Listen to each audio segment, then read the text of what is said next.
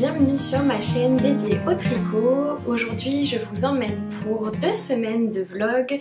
Vous allez pouvoir me suivre dans mes avancées au tricot et au crochet puisque j'ai un projet en crochet en ce moment. Vous pouvez me retrouver sur Ravelry et sur Instagram avec le pseudo Mathilde BTG et on commence tout de suite avec le projet que j'ai officiellement terminé hier matin. Donc c'est le cardigan Perline, je vous en ai parlé dans plusieurs des vidéos précédentes pendant que je le tricotais. À la dernière vidéo je vous l'avais présenté tout de suite après le blocage et il me restait à poser les boutons et à rentrer les derniers fils. Donc voilà, c'est chose faite. J'avais acheté des boutons à la maison tricotée et j'en avais acheté 9 dans l'idée d'en poser 7 et d'en avoir 2 en plus si jamais il m'arrivait un petit malheur et que je venais à perdre l'un des boutons. Donc peut-être que je les aurais aimés un peu plus brillants comme ceux que j'avais voulu prendre au début, puis finalement il m'avait été déconseillé parce qu'il y avait comme une petite poudre pailletée dessus qui était assez fragile et qui semblait vite se retirer, mais dans les faits ça me convient comme ça, c'est très convenable. Je les ai cousus en fait avec du fil à broder que j'avais et des aiguilles à broderie parce que ma laine était un petit peu trop épaisse pour le faire directement avec la laine, et le fil à coudre c'est pas ce que je préfère pour coudre des boutons sur un tricot. Donc j'ai fait cette alternative là. Puis ici je suis venue coudre une petite étiquette en cuir de fait main, fait maison. Initialement je voulais plutôt la poser en bas du gilet quelque part sur un côté sur le devant, mais comme c'était pas la même teinte de marron que les boutons, je trouvais que ça dénotait un peu. Donc ce que je fais quand c'est comme ça, c'est que je la mets juste ici juste pour finir le projet. J'ai aussi des étiquettes en tissu que je peux venir coudre, mais je trouve ça pénible de coudre les petites étiquettes en tissu sur les projets en laine. Enfin moi ça me prend toujours la tête, donc j'aime bien venir mettre juste les petites étiquettes en cuir comme ça, je trouve ça moins compliqué. Donc j'en suis super contente, je l'ai porté hier soir pour la première fois parce qu'on a mangé sur notre terrasse de toit, donc il y avait quand même beaucoup de vent et il était parfait. Une fois porté plus longtemps, je ne sentais plus le piquant de la laine, mais c'est vrai que quand je le porte, vous voyez là je viens de le passer et tout de suite je sens que ça me pique un peu, mais voilà, au fil du porté ça s'assouplit. Pour les bandes de boutonnage, quand je les avais faites, je vous avais expliqué en fait que je m'étais un petit peu... en fait, j'avais pas remonté suffisamment de mailles sur la bande où il fallait coudre les boutons. Et donc j'avais un petit décalage, et toujours d'ailleurs un petit décalage entre les deux bandes. Il y en a une qui est un peu plus lâche que l'autre.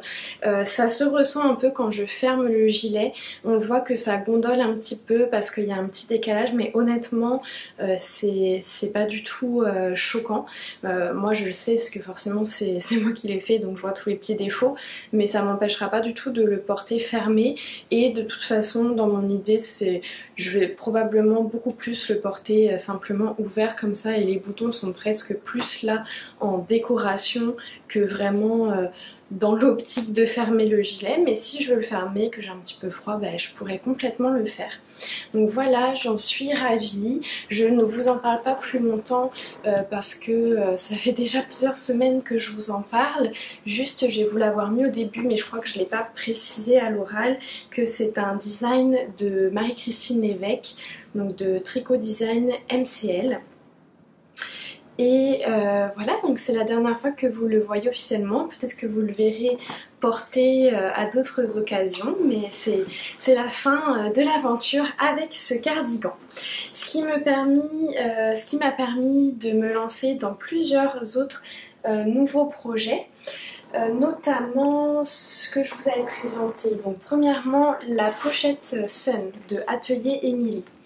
Je vous avais expliqué quand on s'est vu la dernière fois, j'avais fait 4 carrés, 4 granits. Et je vous avais expliqué que sur les 4, il y avait le premier qui était beaucoup plus lâche que les autres et que j'allais le refaire. Donc ce matin, c'est ce que j'ai fait. Donc j'ai défait le nœud de la fin du carré et petit à petit j'ai défait le carré pour refaire l'autre en même temps. Donc voilà, ça m'a pris à peu près 3/4 d'heure de faire ça parce que je suis quand même assez lente.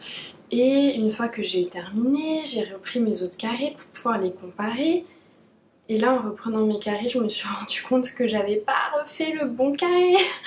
En fait, je sais pas, c'était le matin tôt, je devais pas être bien réveillée.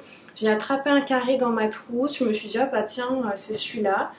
Mais en fait, non, c'était pas celui-là. Donc bon, c'est un mal pour un bien parce que voyez quand même, celui que j'ai refait, au final, c'était pas celui que j'avais en tête, mais il devait quand même être bien plus lâche que les autres, parce que sans chercher forcément à tricoter, à crocheter plus serré, juste en le faisant maintenant avec l'habitude, j'ai quand même tout ça de surplus de fil par rapport au premier carré, parce que j'ai pas repris le fil en fait, c'est vraiment comme j'ai dit, j'ai décrocheté au fur et à mesure que je recrochetais l'autre. Donc je pense que de toute façon, à un moment donné, je l'aurais trouvé plus large. Donc c'est pas grave, j'ai recommencé celui que véritablement je voulais recrocheter au départ et je me suis arrêtée parce que en fait j'en avais marre de faire ça, j'étais pas partie pour en faire 2 en plus, donc je pense que je le finirai ce soir. Et puis en plus le crochet, en ce moment j'ai particulièrement mal à mes tendinites et le crochet je trouve que ça n'arrange pas du tout mes affaires par rapport à mes douleurs aux épaules, donc j'essaie d'y aller très mollo. Donc voilà, je pense que je le reprendrai ce soir quand même pour pas le laisser traîner trop longtemps, mais on voit bien quand même que déjà juste le début est quand même plus se tient mieux en fait que le carré initial. Donc voilà, ça c'est vraiment mon projet que je fais quand j'ai envie. Dans l'idéal, j'essaie d'en faire à peu près un carré par jour. Mais voilà, ça me stresse pas. Si j'ai pas le temps ou pas envie, je le fais pas. C'est pas mon projet principal, pas celui que j'ai envie de terminer à tout prix le plus rapidement possible. Le deuxième projet que j'ai lancé, que je vous avais montré à la dernière vidéo, ce sont les socket baskets de You Need to Learn. Donc Noémie m'avait gentiment offert ce patron il y a quelques semaines pour que je puisse tester ces patrons, et j'avais en tête depuis un moment les coloris que je voulais utiliser. Donc ça y est, j'ai lancé la socket. Donc vendredi à la dernière vidéo, quand on s'est parlé, j'avais juste commencé en fait le haut de la chaussette, donc juste les 10 premiers rangs, et puis entre temps donc j'ai continué la petite bordure violette en fait qui fait le double de ce que vous voyez, parce qu'elle est repliée sur elle-même, on la coud en même temps qu'on tricote. J'ai fait la petite languette, le talon, et là je suis en train de faire le gousset. Donc ce que j'aime bien, c'est que j'ai appris plein de petites choses. Je suis quand même habituée à tricoter des chaussettes maintenant, et là c'était vraiment des techniques que je n'utilise pas habituellement. Donc déjà la languette, en fait c'est la première fois que je fais une paire de sockets. Donc déjà c'est quand même pas le même feeling, on va dire, parce qu'on est tout de suite mis dans le vif du sujet avec le talon, etc. Donc là déjà la languette, c'était la première fois que je faisais ça. Le talon en raccourci est au point mousse, ça non plus j'avais jamais fait. Moi j'avais que fait des talons renforcés en jersey ou en œil de perdrix. Mais là le point mousse c'était la première fois que je le faisais et j'aime bien le rendu. Je me demande même si je préfère pas ce rendu là au rendu avec le point jersey qui fait comme des petites lignes. Le talonnet aussi, c'est pas exactement la recette que je fais habituellement, puisqu'on réduit beaucoup plus les mailles à la fin que ce que moi j'ai l'habitude de faire. J'ai beaucoup apprécié aussi la reprise des mailles du gousset, parce que comme c'est un talon contrastant, en fait quand on s'arrête, quand on termine le talon contrastant, on s'arrête ici et on n'est pas au même endroit que là où on a laissé le coloris principal. Donc moi habituellement ce que je fais, c'est que je coupe ma laine de mon coloris principal et je viens recommencer là où j'ai fini le talon. Et là ce qu'elle explique c'est que non, en fait tu coupes en fait ton coloris contrastant, mais tu reprends ta laine où elle était initialement et tu remontes tes mailles dans ce sens. Alors, en fait je trouve ça super brillant, je sais pas pourquoi est-ce que je l'ai pas fait plus tôt, parce que bah au final ça évite de la manipulation des fils en tout genre, donc super top. Donc voilà, donc là je continue ça tranquillement, je vais avoir passé finalement les éléments un peu plus techniques, maintenant ça va vraiment être juste continuer le pied puis faire la pointe, donc ça va aller tranquillement. Habituellement je rentre mes fils pendant que je tricote, là il y en a quand même pas mal parce qu'on a quand même changé de fil à plusieurs reprises. Pour les chaussettes je ne le fais plus parce que je l'ai fait au début et en fait je me rends compte que le fait de faire suivre le fil en tricotant ça vient enlever de l'élasticité à la chaussette, en fait ça empêche de bien pouvoir l'étirer convenablement pour pouvoir passer le pied. Donc maintenant les chaussettes c'est le seul ouvrage où je ne rentre pas mes fils au fur et à mesure. Donc je viendrai le faire à la fin tout simplement. Donc voilà pour les petites soquettes baskets. Je pense, là il me restait à peu près 50 grammes de chacun de mes coloris que j'avais déjà utilisé pour d'autres chaussettes comme je vous ai expliqué dans la précédente vidéo. Je pense que je ne devrais pas tout utiliser pour cette paire là. Et j'ai bon espoir qu'il m'en reste suffisamment pour faire une deuxième paire de soquettes mais inversée, c'est-à-dire que mon coloris principal deviendrait mon coloris contrastant et inversement. On verra de toute façon à la fin de la paire si je peux faire ça, mais j'aimerais bien parce que je trouve que l'agencement des couleurs fonctionne bien ensemble et c'est deux laines que j'aime bien tricoter en plus, donc je pense que s'il me reste suffisamment de laine, c'est sûrement comme ça que ce sera transformé. En plus, il devrait me rester moins de 25 grammes pour chacune des paires, donc je pourrais pas faire grand chose d'autre, ou alors peut-être des projets en jacquard ou avec des combinaisons de plusieurs autres laines, mais j'en ai pas en tête pour le moment, donc on verra. Ensuite, j'ai monté un troisième projet hier ou avant-hier, je ne sais plus, avant-hier soir peut-être, non hier matin. Hier matin, c'est le fameux thé à top de Suzanne Muller dont je vous parle depuis plusieurs semaines. C'était le prochain gros entre guillemets projet qui allait monter sur mes aiguilles et le voici. Donc je le fais tout en coton, d'ailleurs c'est le même coton que pour ma pochette Sun et je l'ai débuté hier. Donc on commence avec un montage provisoire au crochet et là encore c'était une découverte pour moi, je ne l'avais jamais fait. J'ai trouvé que c'était assez facile une fois qu'on avait compris comment faire. Par contre moi j'avais fait ma chaînette au crochet beaucoup trop serrée. En fait j'avais pris un crochet trop petit par rapport à la grosseur de mon coton et ça a fait une chaînette très serrée, donc j'ai eu beaucoup de mal à aller rechercher les petites mailles de la chaînette pour remonter les mailles après du tricot en violet ici. Voilà, donc je sais juste que pour une prochaine fois il faudrait que je monte une chaînette un peu plus souple et peut-être avec ou un fil plus fin ou un crochet plus gros. Mais sinon j'ai bien apprécié l'expérience. Donc là en fait c'est pas flagrant mais je suis en train de tricoter le dos. Donc en aller-retour on doit faire à peu près une cinquantaine de rangs de jersey et là j'en ai fait un petit peu moins de 20, je crois que j'en ai 17 ou 18.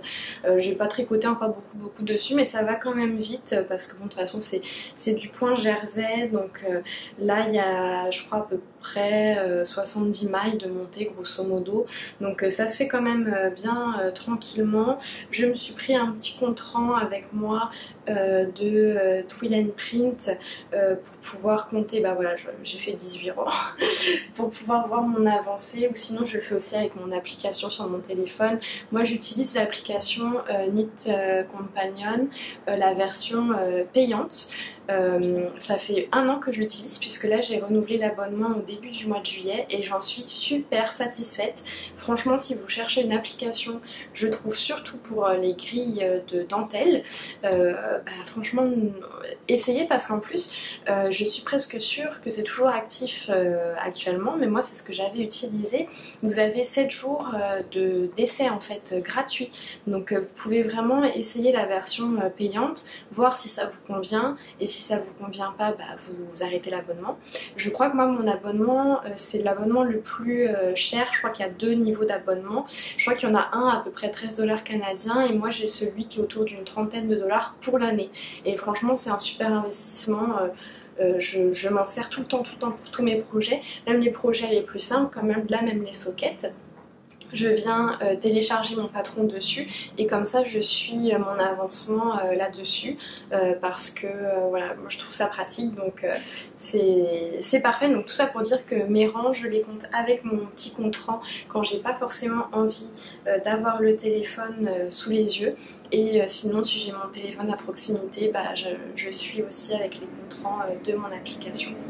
Donc voilà pour ça, j'ai bien hâte. Donc là je suis en train de tricoter le dos et après j'ai pas trop lu en détail le patron, mais de ce que je comprends c'est qu'on va venir rechercher des mailles du début là du montage provisoire pour faire les épaules en fait, les sortes de bretelles.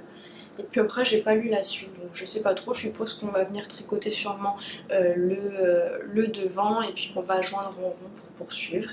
Mais voilà, c'est vraiment juste des suppositions. Donc là j'aime bien aussi parce que voilà, ça me fait découvrir de nouvelles techniques. Donc moi j'aime ça, être un peu sortie de ma zone de confort. Puis c'est des petites nouvelles choses, mais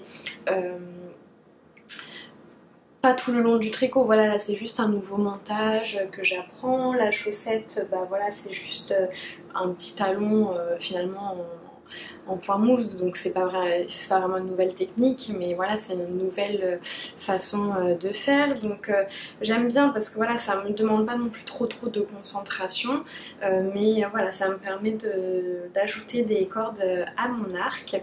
Le patron n'est disponible qu'en anglais. Il y a quand même pas mal d'écriture, c'est pas juste du code, mais par contre moi je parle pas très bien anglais, donc par exemple le premier paragraphe qui explique le montage, tout ça, en plus c'est un montage que je connaissais pas, j'ai tout simplement copié-collé sur DeepL. DeepL c'est un traducteur un peu Google Traduction, mais qui est souvent un peu plus précis. Alors pour le tricot je sais pas parce que j'utilise pas beaucoup les logiciels de traduction, mais en tout cas sur les traductions de tous les jours, moi je le trouve un peu plus précis que Google Traduction. Donc j'ai fait la traduction ici, et puis voilà, ça m'a suffi pour me dépanner. J'ai regardé une petite vidéo, la vidéo qui était recommandée dans le patron pour le montage provisoire.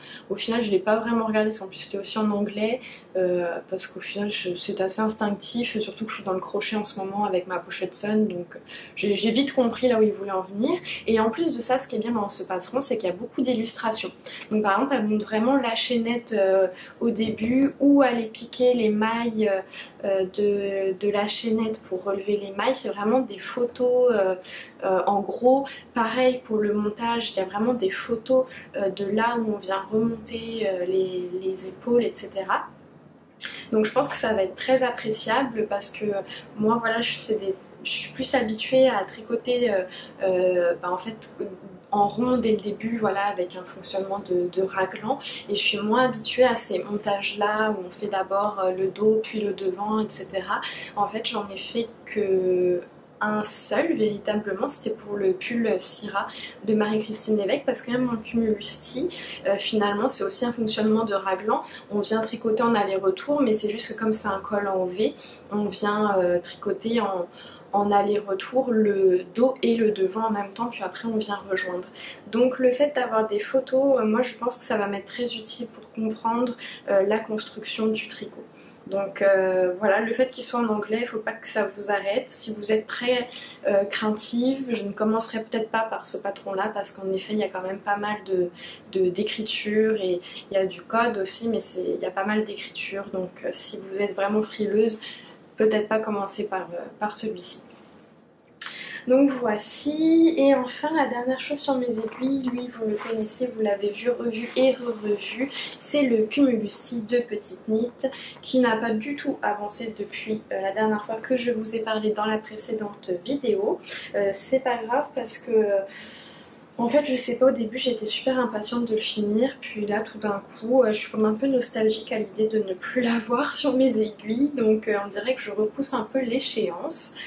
Donc de toute façon là j'arrive vraiment sur la fin, il me reste quelques centimètres, puis là je l'essaye très souvent parce que j'ai un peu de mal à savoir quand je dois m'arrêter. Moi de toute façon mes tricots, je suis les patrons bien sûr, mais j'y vais beaucoup à l'instinct aussi. J'essaye très souvent, dès que c'est essayable en fait, j'essaye.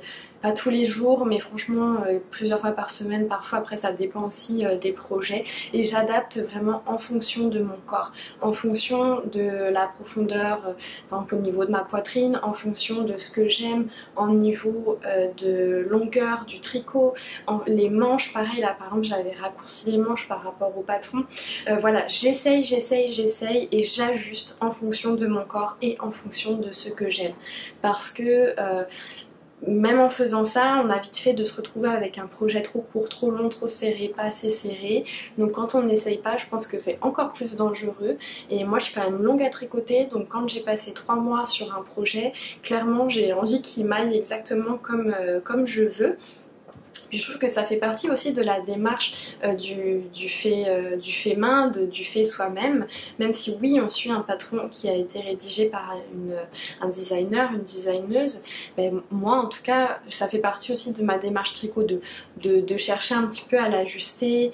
Je trouve que c'est un peu l'idée aussi de faire soi-même, c'est aussi de pouvoir avoir quelque chose qui réponde parfaitement à notre envie, la couleur de notre choix, la construction de notre choix, et après également quand on peut, quand on commence un peu à comprendre les fonctionnements des ouvrages, bah, de pouvoir aussi voilà, ajuster le patron directement pour obtenir ce qu'on recherche. Donc typiquement pour les longueurs de mes tricots, moi je mesure jamais. Si je mesure, c'est juste pour me faire une idée de à peu près est-ce que j'en suis à la moitié, plus vraiment au début à la fin, mais je ne me fie absolument pas aux mesures recommandées par le patron. Je me fie uniquement au fit que je recherche. Donc là, Cumulusti, oh boy, j'ai senti que comment dire, mon bloqueur de maille s'est défait quand je l'ai passé. J'ai pas été assez délicate et j'ai perdu des mailles. Ok, donc on va essayer d'être délicat pour la présentation. Alors, déjà, je vais récupérer le bloqueur de maille, je vais le mettre quand même pour voilà, diminuer les dégâts, et je vais essayer de pas trop tirer pour pas trop perdre de mailles. Bon, de toute façon c'est du jersey en droit, donc si j'ai perdu quelques mailles ça va être facilement récupérable. Donc là actuellement c'est le fit exactement que je recherche au niveau du haut. Peut-être si c'est un petit peu au blocage ça me dérangera pas non plus, parce qu'il est quand même assez proche du corps, il y a quand même il y a un peu d'aisance, mais voilà c'est pas non plus un haut oversize, loin de là. Moi dans l'idéal j'aurais aimé que le col tombe un petit peu plus bas, donc j'essaierai de faire de court blocage, mais sinon c'est pas grave, hein, c'est quand même le cou est quand même dégagé. Et pour la longueur, voyez voilà, là j'en suis ici. Là je suis arrivée à un stade où j'ai l'impression que ça avance pas. Bon ça va que je fais quand même suivre mon petit progress skipper pour me donner du courage, mais j'ai l'impression qu'à chaque fois que je l'essaye ces derniers temps on en est toujours au même stade. Mais voilà, bon j'arrive clairement à la fin, hein. Mon nombril est à peu près ici, donc là je suis à peu près au niveau du nombril, donc allez encore quelques centimètres et ça va être bon. Est-ce que vous allez pouvoir, vous voyez mes petits dégâts, il n'y a vraiment pas grand chose je pense, mais je vais réparer ça tout de suite. Donc voilà, peut-être qu'il sera fini à la fin de ce vlog, peut-être pas. Dans les faits, en 2 semaines, j'ai très largement le temps de le finir. Si je voulais, là, je le finis en une journée, c'est sûr. Mais c'est juste que, je sais pas, je prends mon temps. Alors... Ouais, on a perdu quelques mailles. ça va. Il y a une, deux rangées de mailles, donc je récupérerai ça après. De toute façon, ça termine pour mes présentations d'aujourd'hui. Donc bien sûr, je reviens vous voir dans quelques jours pour vous montrer l'avancement de tout ça. Et en attendant, en fait, bonne poursuite de vidéo parce que dans les faits, on se retrouve dans à peine quelques secondes pour vous. A tout de suite.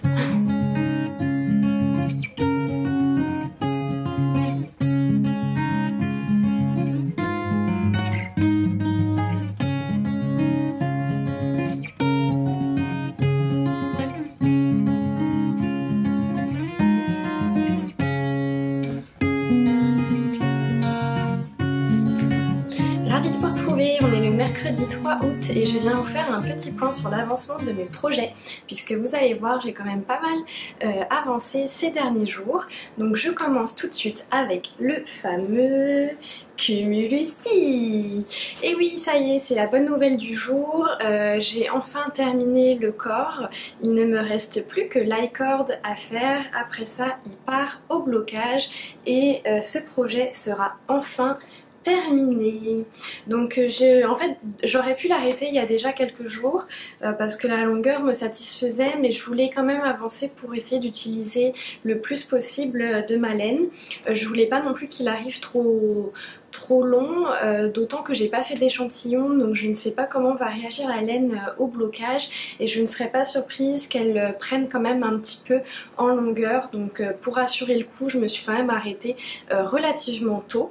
Donc là ce que j'ai fait, c'est que j'ai suivi l'astuce de Miss Manu au naturel, que j'embrasse si elle passe par ici, de faire un rang envers avant l'icord pour éviter que l'icord ne roulotte trop. Donc c'est de toute façon c'est mon premier projet où je fais des icords, donc je n'ai pas de toute façon d'expérience pour comparer, mais je vous montrerai, savoir si je vois une différence par rapport aux manches par exemple où je ne l'ai pas fait.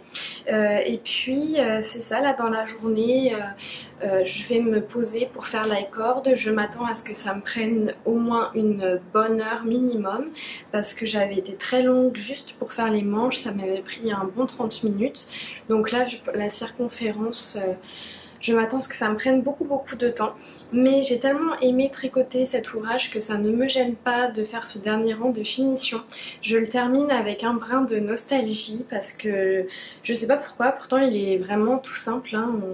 On peut difficilement faire plus simple presque, mais je sais pas, j'ai eu beaucoup de plaisir à le tricoter malgré le fait qu'il a été quand même long parce que encore une fois aiguille 3 mm, laine light fingering, donc forcément moi déjà que de base je tricote pas vite, dès lors qu'on me met des petites aiguilles et du fil fin entre les mains, forcément voilà, faut être patient, mais c'est aussi le plaisir du tricot et de se rendre compte aussi que voilà, un vêtement c'est pas juste 20 € dépensés dans une chaîne de fast fashion comme on dit, mais voilà, un vêtement fait main, c'est aussi ça, ça prend du temps, ça prend de la patience et ça rend le projet fini avec encore plus de valeur.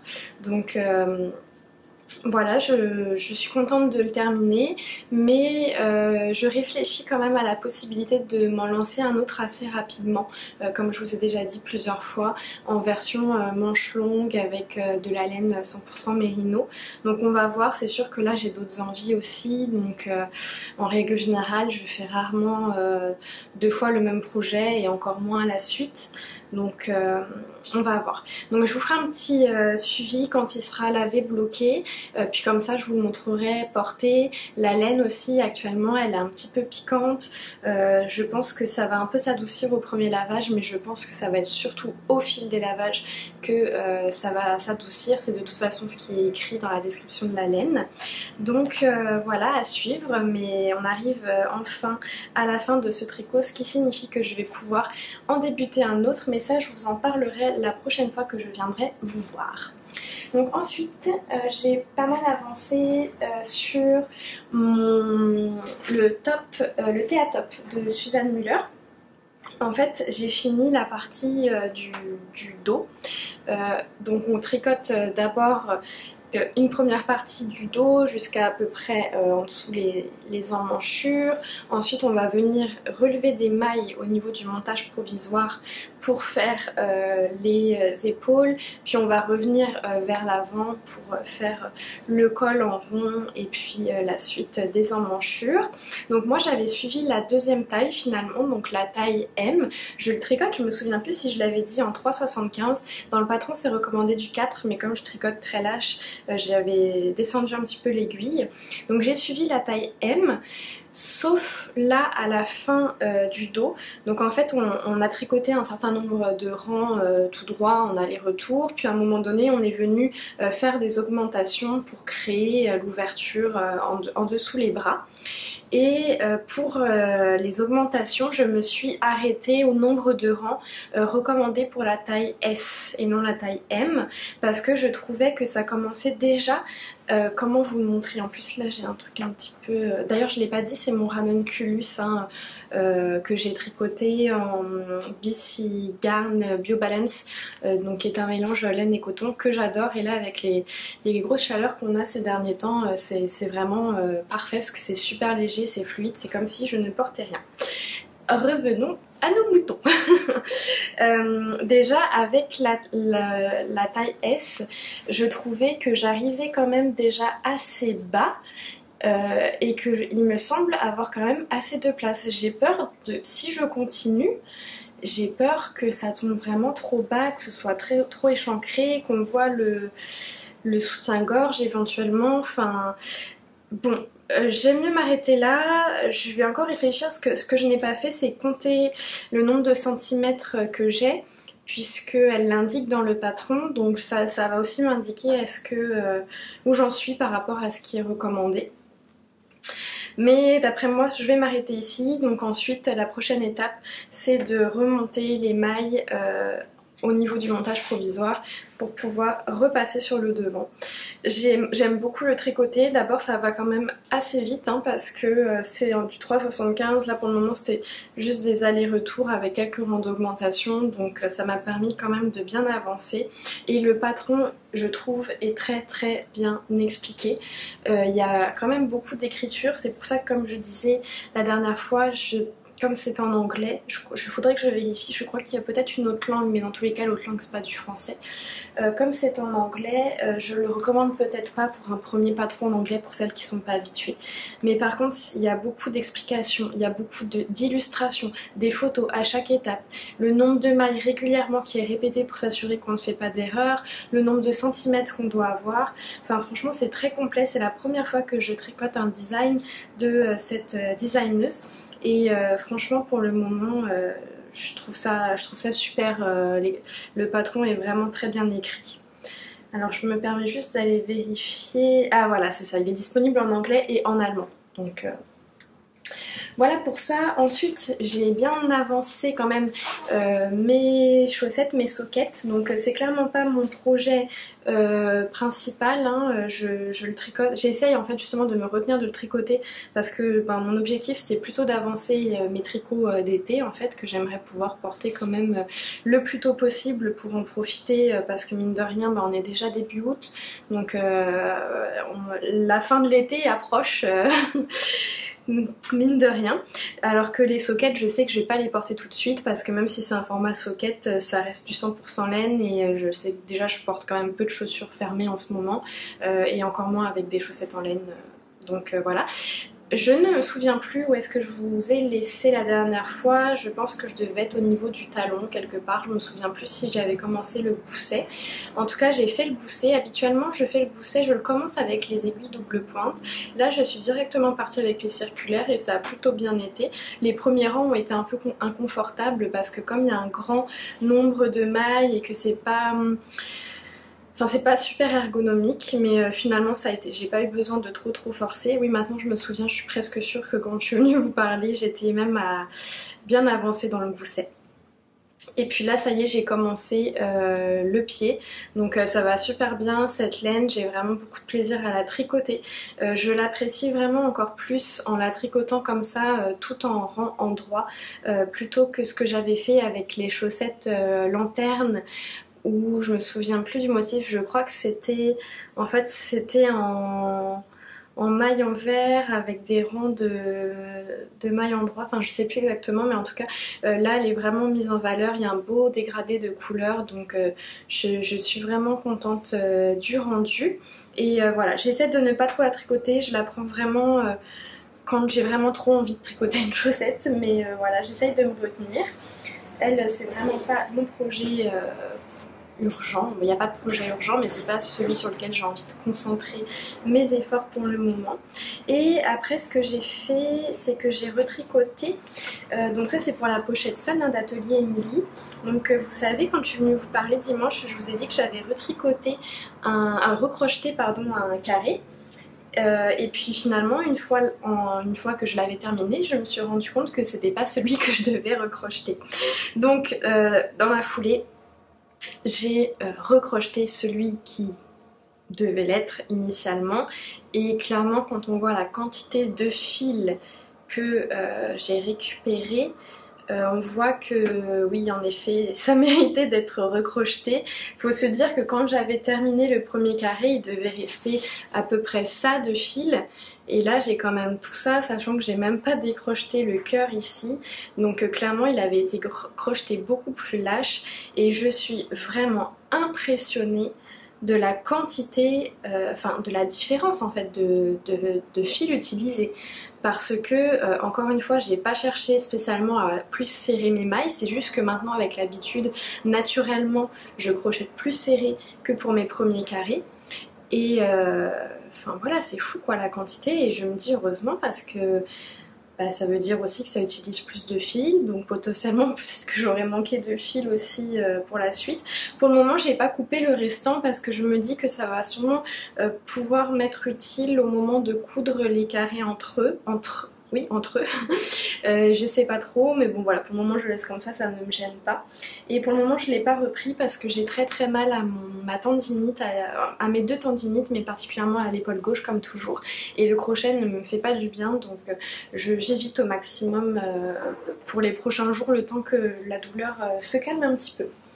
Donc voilà, je pense avoir rien oublié, ça fait le tour de mes projets en cours et j'ai hâte de vous parler de la suite puisque je suis en train de regarder un petit peu pour le festival Twist qui va être pas ce week-end qui arrive mais le week-end d'après, ça doit être le 12 août je crois, quelque chose comme ça, ou le 14, mais enfin.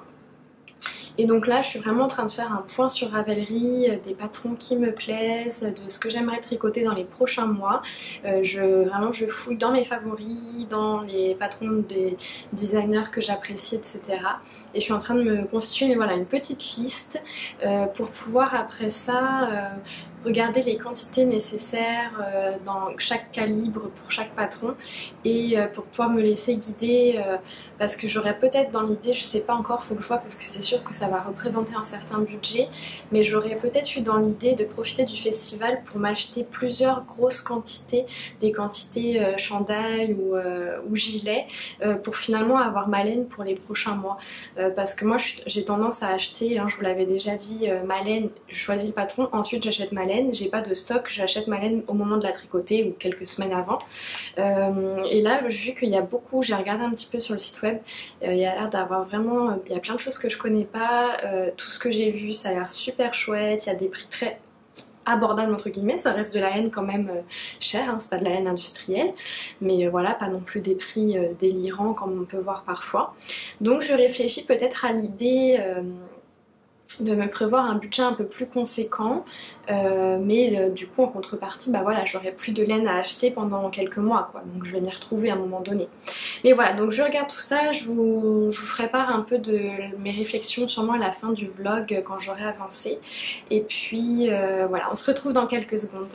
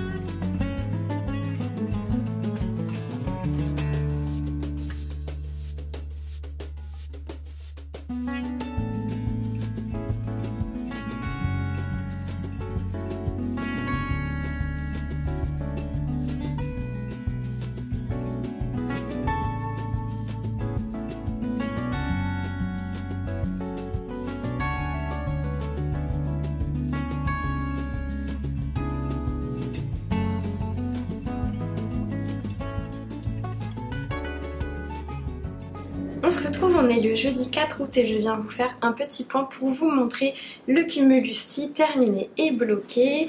Donc comme vous venez de le voir, je me suis occupée de ça hier soir et magie, ce matin il était sec, prêt à porter.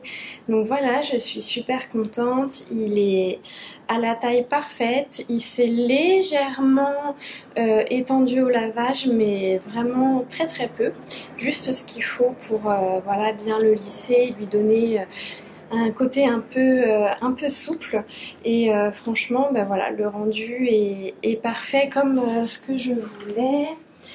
C'est sûr qu'encore une fois j'aurais peut-être aimé que le col soit un tout petit peu plus profond, vraiment pas grand chose en fait, un tout petit peu plus profond, mais bon voilà, ça gêne pas, comme j'ai dit, le cou reste quand même très bien dégagé. Donc voilà, là je le porte, oui Dobby bonjour, là je le porte depuis ce matin et il ne me pique pas du tout. Quand je l'ai passé, je sentais un peu, en fait ce que je sens qui me pique un peu, ce sont les brins de lin qui dépassent, mais la laine en soi n'est pas piquante, elle est très douce et là le lavage l'a déjà encore adouci. Donc là j'ai fait les calculs, j'ai utilisé en tout 160 grammes de laine et ça correspond du coup à peu près 60 $ canadiens d'utiliser pour ce projet là. Donc je vous ferai la traduction en euros et bah voilà, franchement j'en suis super satisfaite. Donc j'en dis pas plus. Je vous referai un point sur le reste la prochaine fois.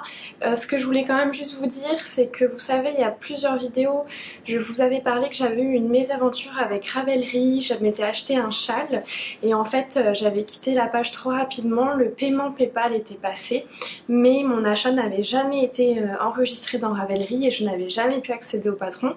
La designeuse avait fini par accepter de m'envoyer le PDF parce que voilà, elle avait la preuve de paiement, etc.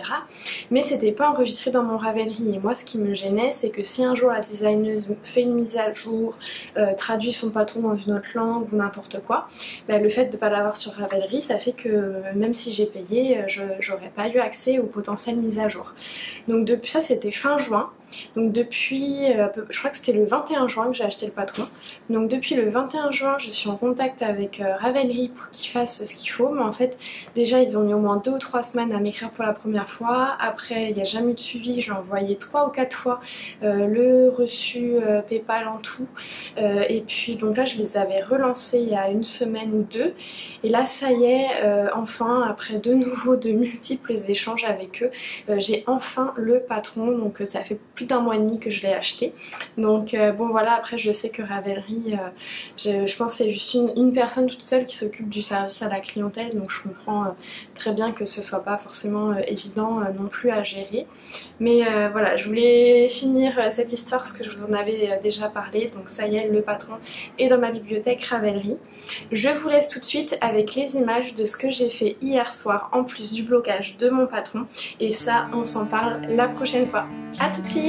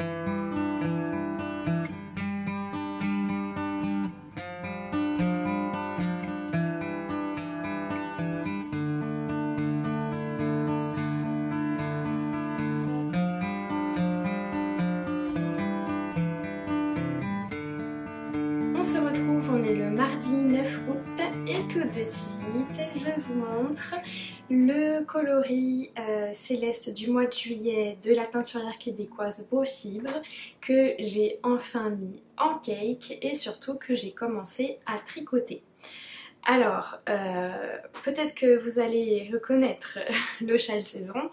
Vous saviez que j'hésitais essentiellement entre trois châles et finalement c'est le châle saison que j'ai décidé de tricoter parce que voilà, après quelques recherches et avoir écrit aussi à laine poudrée, j'ai été un peu confortée dans mon idée de faire la partie en dentelle du châle en mohair parce que je sais pas pourquoi mais c'est ça que j'avais en tête depuis un moment que j'avais envie de faire un châle en laine classique et une partie avec juste un fil simple de mohair. Donc là ça va me permettre de le faire. Donc avec ce châle là en plus on a besoin que d'un seul écheveau de laine fingering et l'équivalent en métrage de mohair. Donc j'ai commencé la première partie donc pour le châle saison. C'est un châle d'ailleurs qui est gratuit sur Ravelry. Donc on le commence avec la partie en laine classique, donc on fait des augmentations sur un côté du châle et grâce à ce jeu d'augmentation on finit par avoir une forme triangulaire. Donc on a une première partie qui est entièrement au point mousse, ensuite on a une petite partie où on alterne des rangs avec la laine et entre les deux coloris puisque initialement voilà c'est un châle bicolore. Moi j'ai choisi de faire la couleur contrastante en mohair mais c'est pas comme ça qu'il est pensé initialement. Donc ensuite on alterne les couleurs, je ne sais pas si c'est simplement du point mousse, pas parce que je suis pas encore rendue là, j'ai pas regardé. Après ça on a quelques rangs de dentelle dans la couleur contrastante et ensuite on répète ce combo autant de fois que nécessaire. Donc je pense que ça va être agréable à tricoter parce que j'ai écouté un petit peu des personnes qui l'avaient tricoté et disaient que la dentelle était quand même assez facile, assez simple à retenir. Donc je pense que ça va être agréable parce que ça risque d'être un projet à la fois simple, presque zéro cerveau, mais quand même avec stimulant parce que voilà on va changer de texture, de coloris, on va faire quelques rangs de dentelle, donc voilà je pense que je devrais pas trop m'ennuyer et pas non plus trop me prendre la tête. Donc moi c'est ce que j'aime bien en ce moment, ce ratio de stimulation sans non plus avoir les yeux rivés sur ma charte de dentelle pendant tout le long du projet. Donc je suis vraiment contente pour ça. Là je suis en train de finir vraiment à temps perdu, je le fais à quelques rangs tous les soirs, la première partie du châle. Donc là je suis arrivée quasiment au bout de la partie avec le premier coloris. Et mon idée c'est d'acheter un mohair qui ira avec au festival Twist auquel je vais participer, en tout cas je vais y aller samedi. Et ça je vais vous en reparler la prochaine fois que je viendrai vous voir. Mais voilà, donc j'aimerais trouver le mohair qui convient là-bas. Sinon c'est pas grave, je me tournerai vers mes boutiques habituelles pour trouver quelque chose qui convient. Ce que je peux dire c'est que la laine est juste incroyable.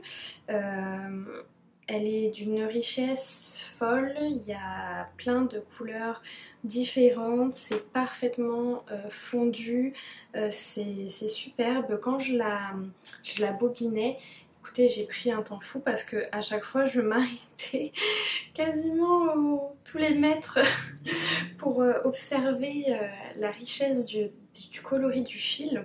Et là en tricotant c'est vraiment un plaisir et je suis contente de ne pas être partie sur une chaussette classique parce que ça m'aurait... je suis contente de pouvoir la mettre en valeur autrement et je trouve qu'un châle ça convient bien, En plus je pense à mon manteau de mi-saison d'automne qui est gris, donc je pense que ça va très bien aller avec, ça va le rehausser, et mon manteau d'hiver et bleu marine, donc ça va convenir aussi. Pour la partie en mohair, initialement, je voulais prendre une couleur très claire, presque blanche, mais pas blanche non plus, mais très claire, très pastel. Et finalement, je pense que je vais faire l'inverse, je vais partir plutôt sur un coloris assez chaud. Dans mon esprit, je partirais sur quelque chose de presque marronné. Dans le coloris, on voit qu'il y a pas mal de parties, hein. Vous voyez que finalement il est quand même relativement foncé, hein. C'est quand même des couleurs presque plus automnales que vraiment estivales, donc c'est parfaitement approprié.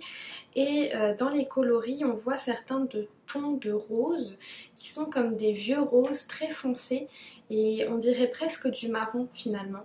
Donc j'aimerais plus partir jouer sur cette tonalité là pour accentuer l'aspect automnal du châle, puisque c'est plus vers ça que j'ai envie d'aller, forcément avec l'été qui se termine, puisque de toute façon voilà, me connaissant, le châle il va pas être terminé avant un bon 2 mois minimum, donc voilà, on sera rendu en automne. Voilà, qu'est-ce que j'avais d'autre à vous dire par rapport à ce châle?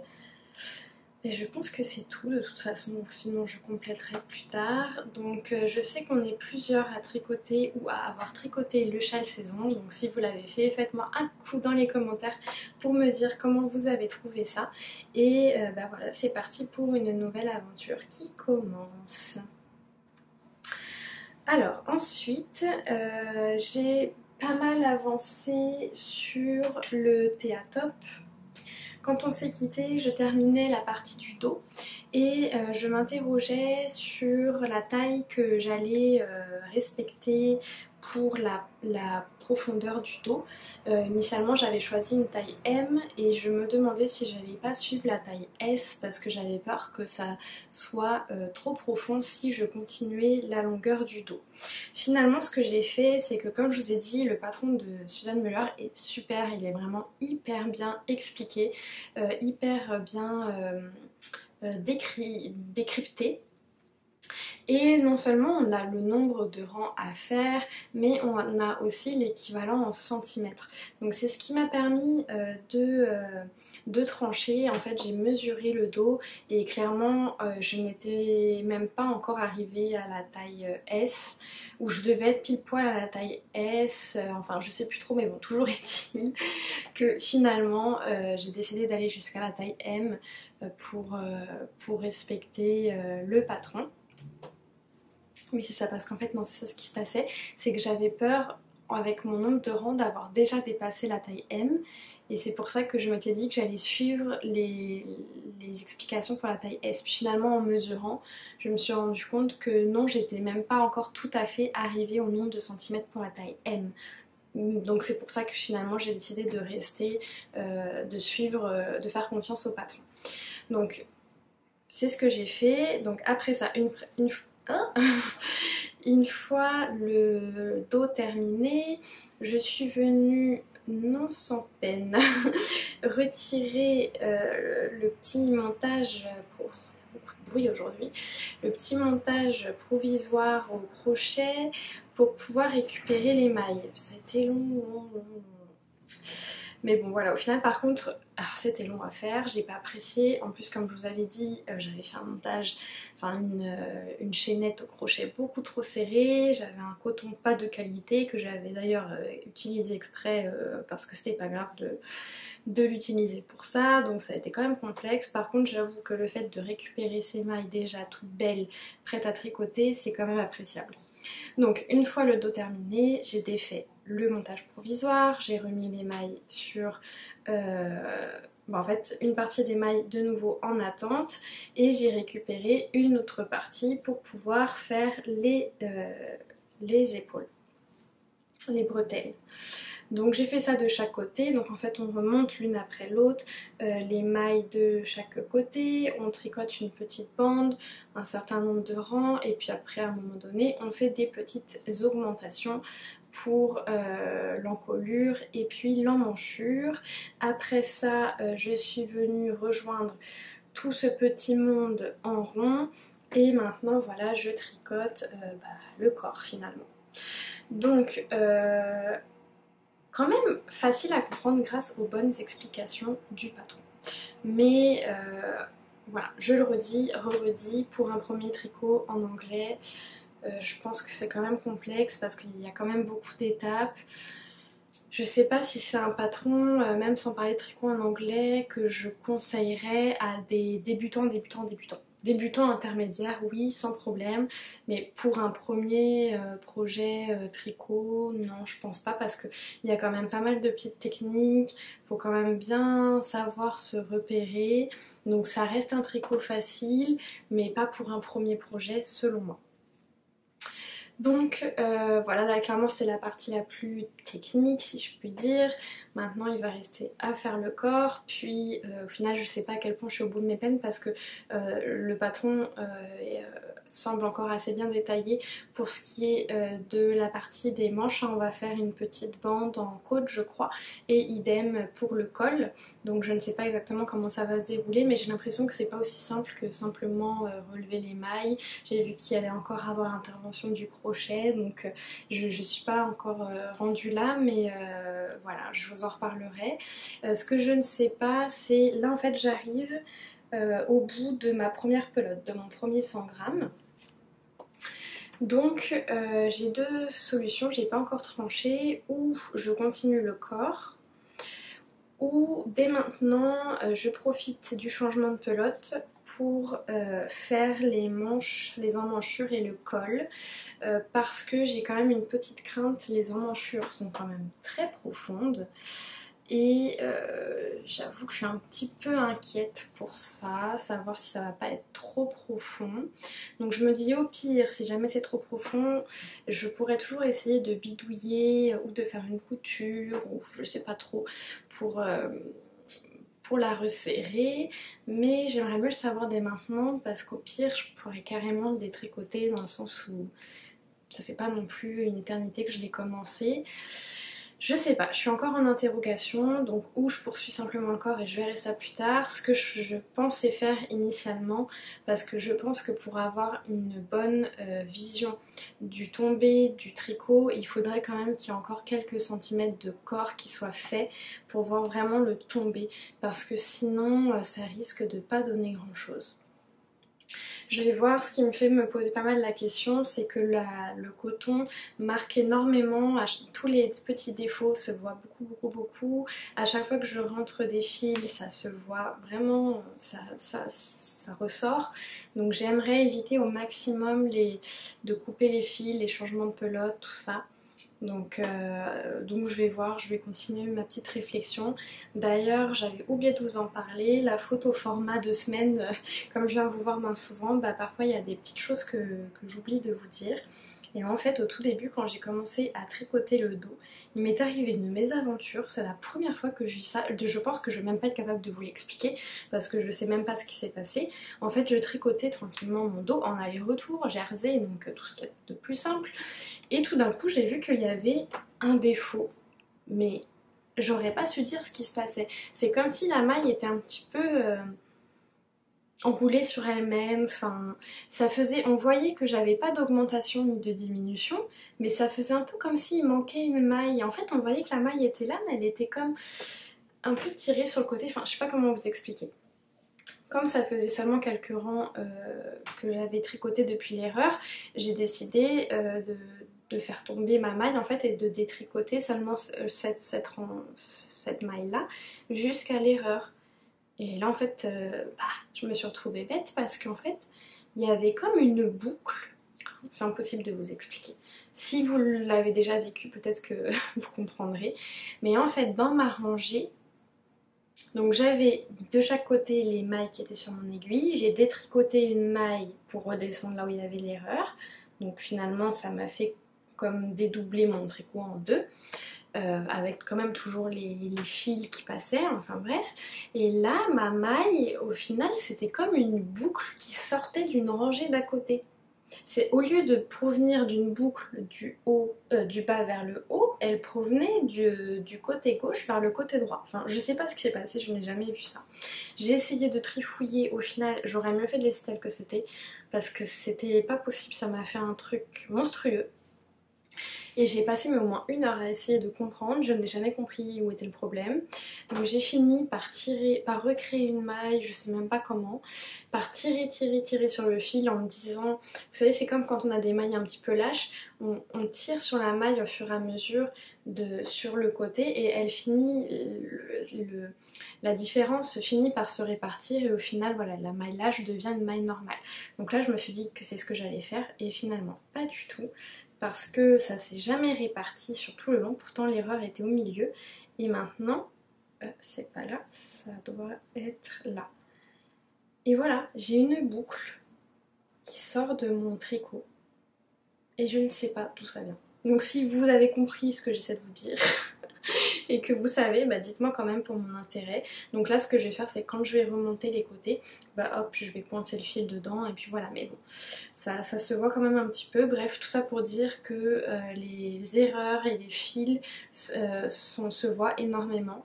Donc je pense que ça devrait quand même se lisser un petit peu au blocage, mais voilà ça va pas non plus faire de miracle, donc j'essaye de faire attention au maximum à tout ça. Et ensuite, le dernier projet qui a avancé, c'est la paire de sockets. Donc là, je vous montre rapidement hein, parce que c'est juste le pied. Donc voilà, mais le pied est presque terminé. Il me manque encore quelques petits centimètres avant de pouvoir faire la pointe. Je l'ai passé ce matin pour voir un petit peu où j'étais rendue et j'aurais dû faire une taille au-dessus. C'est pas la faute du patron, c'est vraiment la mienne. J'avais choisi la plus petite et ça serre un peu au niveau du talon et surtout avec le fait qu'on vient coudre le revers. Clairement, on le sent quand je tire, on sent vraiment la ligne de couture. Donc peut-être que j'ai pas non plus cousu de manière assez lâche, mais je pense que dans tous les cas ça vient quand même apporter une résistance. Donc je pense qu'il vaut mieux pour ce type de projet où il y a une couture qui est rabattue, il vaut mieux choisir plus large que plus serré quoi. Quand on est un peu entre deux, vaut mieux aller vers la plus grande circonférence. Donc voilà, je le saurai pour la prochaine fois. Mon pied passe quand même, ça passera encore mieux avec le lavage quand la laine sera un petit peu détendue. Donc je vais poursuivre, mais pour une prochaine paire, je ferai plutôt la taille de 60 mailles, là c'était la 56. Donc voilà, ça poursuit, bon, c'est tout simple, hein, c'est juste du jersey, donc je tricote à l'endroit, je fais ça un petit peu dès que j'ai besoin d'un petit projet en voiture ou quoi que ce soit, bah, c'est ça que j'utilise. Donc voilà, ça va avancer tranquillement. La pochette, toujours pareil avec mes tendinites, je n'y ai pas retouché. Je commence un peu à gérer les douleurs parce que je me suis remis sous anti-inflammatoire, je recommence les massages. Donc je pense que bientôt je vais m'y remettre, mais pour le moment j'essaye de me préserver au maximum. Donc voilà pour l'avancement des projets. Je reviens vous voir à la fin de la semaine pour clôturer le vlog.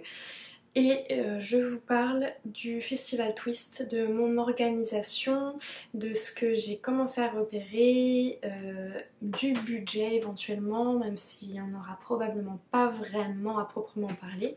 Donc on se retrouve dans quelques secondes pour ça.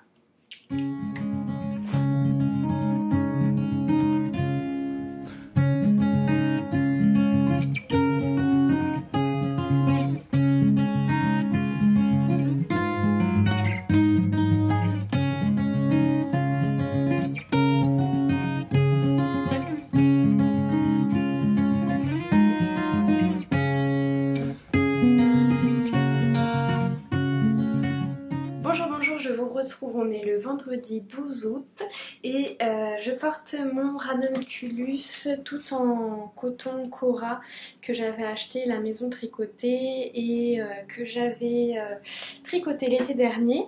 D'ailleurs j'ai eu quelques questions sur mes ranunculus, donc j'en parle plus en détail dans mon deuxième podcast, la deuxième vidéo de ma chaîne sur les tricots d'été, et il y a aussi des informations sur mes fiches Ravelry. Donc tout de suite je vous montre un petit peu où j'en suis dans mes projets. Donc le projet sur lequel j'ai le plus avancé c'est le Théatop. Aujourd'hui j'ai un petit peu un petit peu changé mon organisation parce que à ma droite, là où il y a comme deux endroits où je filme habituellement, dans le salon, puis là il y a mon chum qui travaille, et dans ma chambre, mais là où je filme habituellement, je commence à trier mes affaires pour le déménagement, donc voilà. Et le petit fauteuil que j'utilise habituellement est occupé par mon chat qui dort dessus, donc bref. Le théatop qui a quand même bien avancé. La dernière fois qu'on s'est parlé, j'en étais ici en fait à mon changement de fil puisque j'étais à la fin d'une pelote. Donc j'ai quand même tricoté quelques centimètres. C'est sûr que c'est le tricot sur lequel j'ai principalement travaillé ces derniers jours. Donc je l'ai passé sur un câble, enfin j'ai rajouté un câble en fait puisque moi j'utilise des aiguilles interchangeables. Donc ça m'a permis de rajouter un câble pour avoir une plus grande circonférence et pour pouvoir l'essayer, pour me rendre un peu compte de ce que ça donnait. Donc comme vous pouvez le voir, finalement j'ai décidé de continuer avec ma deuxième pelote, de continuer le tricot plutôt que de faire directement le col et les manches. Bon, là évidemment ça va pas donner grand chose, mais voilà, j'ai quand même bien avancé, je suis déjà quand même quelques centimètres en dessous la poitrine. Donc au niveau des emmanchures, en fait j'ai décidé de faire confiance au patron. Je suis allée regarder les photos sur Ravelry de la designeuse, des gens qui l'ont tricoté, et c'est un petit peu ce qui m'a convaincue de faire confiance au patron, parce que dans tous les cas, le top est pensé pour quand même avoir des emmanchures assez ouvertes, et pareil pour le col. Donc je me dis au pire j'arriverai sûrement à me débrouiller pour corriger si vraiment ça va pas, mais a priori je suis quand même assez confiante. Là j'ai pas pesé ma pelote, mais je pense que j'ai dû utiliser un bon 50 grammes déjà. Donc il y a de fortes chances pour que j'ai besoin d'entamer le troisième écheveau avant la fin du corps. Donc sûrement qu'à ce moment-là, quand j'arriverai à la fin de cette pelote, si j'ai pas fini le corps, au lieu de reprendre pour finir le corps, à ce moment-là, je ferai les manches et le col, et ensuite avec ce qui me reste de laine, je terminerai. Parce que comme je vous avais dit, quand je suis arrivée au premier changement de pelote, j'étais quand même assez dans le début du tricot qui a été rejoint en rond, et du coup ça donnait pas assez de tombées, donc j'étais pas sûre du rendu. Et là voilà, déjà à partir de maintenant le tombé est quand même plus juste et plus représentatif de ce que ça va être à la fin. Donc voilà, pour ça je vais continuer ça. Après c'est vrai que c'est que du jersey, en droit, donc c'est pas non plus le tricot le plus stimulant de la terre. Et en ce moment j'ai envie de diversité un peu, et en fait j'ai pas vraiment de diversité à m'offrir parce que j'ai juste des tricots avec que du jersey. Donc il est temps de réintroduire un petit peu de matière là-dedans, de motifs, de dentelle, etc. Ensuite j'ai un petit peu avancé, mais alors vraiment pas grand chose sur ma chaussette. J'ai fait quelques rangs, je suis presque au moment de la pointe. Il me reste vraiment un demi-centimètre, 1 centimètre maximum, mais j'avoue que j'y ai pas beaucoup touché, donc voilà, ça encore une fois c'est pas du tout mon projet prioritaire, donc j'avance quand ça me tente, et c'est pas grave si ça me prend un mois pour faire une chaussette. Ensuite, j'ai le châle saison. Le châle saison, pareil, je vous le remonte parce que c'est la fin du vlog, mais je n'ai pas... Enfin, vous n'allez pas voir beaucoup de différence par rapport à la dernière fois. J'ai quand même avancé un peu, mais pas non plus de manière très significative. Donc là, il me reste, je crois, 2 répétitions de 4 rangs. Donc 8 rangs avant d'alterner avec le mohair que j'espère trouver au festival Twist. On s'en parle juste après. Donc je suis toujours aussi amoureuse de la teinte. Je suis allée voir un petit peu ce qu'avaient fait les gens sur Ravelry, et en fait je me rends compte qu'il y a vraiment, c'est vraiment des couleurs qui contrastent qui sont utilisées le plus souvent. Alors ça me conforte un peu dans mon choix de choisir une laine un peu dans les tons marron chocolat. Et peut-être que finalement je vais même aller vers une laine encore plus foncée que ce que j'imaginais au début pour vraiment donner cet aspect contraste. Mais bon, ça, c'est ce que j'ai comme idée, mais ça se peut que ça change en fonction de ce que je vois quand je vais magasiner ça. Et après, la dernière chose, c'est que j'ai recrocheté un granny pour la pochette Sun. Donc j'en ai officiellement 5. Ça faisait plusieurs jours que j'avais pas crocheté, j'avais mal à l'épaule et en fait on le voit que mon carré est un peu plus lâche que les autres. C'est pas lui, c'est lui je pense. C'est lui et on voit que par exemple à côté de lui que j'ai refait bien serré, on voit un peu la différence. Je crois pas que ça va vraiment se voir au moment de l'assemblage, tout ça, parce que ça reste quand même assez léger. Mais celles qui ont déjà fait ce genre de projet, si vous savez si ça se régularise ou pas, dites-moi, sinon je le referai.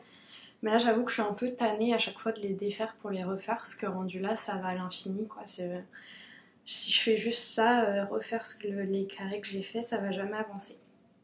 Donc là j'en ai 5, il m'en faut 12.